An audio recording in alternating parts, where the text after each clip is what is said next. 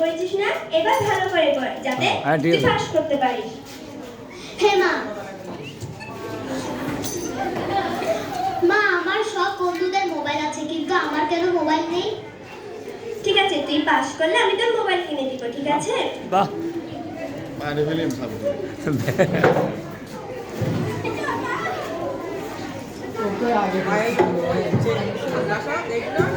মা, আমি পাস করেছি। জানতাম তুই পাস করবি। আমার মোবাইল?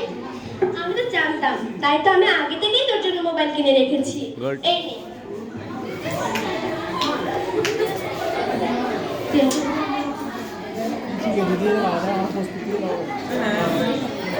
কি রে, তুই কি পড়াশোনা আর করবি না? সবসময় মোবাইল নিয়ে থাকলেই হবে?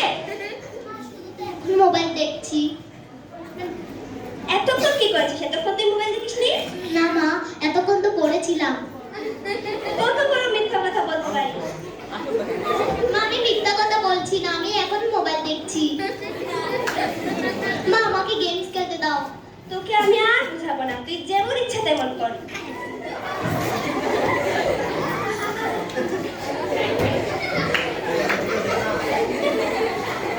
আমাদের উচিত বাচ্চাদের মোবাইল খুব কম ব্যবহার করতে দেওয়া, না হলে আমার মেয়ের মতো আপনাদেরও